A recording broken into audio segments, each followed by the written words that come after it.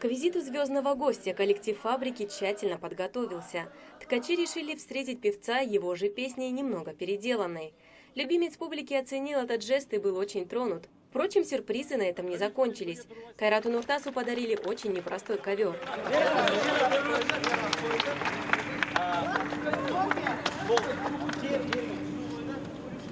Я очень рад, что наша страна с каждым годом развивается, растет поддержка отечественных производителей. Ведь все, что мы выпускаем, идет на пользу стране, народу. Я говорю не только о коврах. В Шымкенте много теплиц и других предприятий, и я этому очень рад.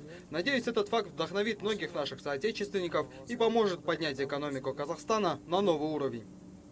Фабрика работает второй год. За это время было выпущено более 2 миллионов квадратных метров ковровых изделий.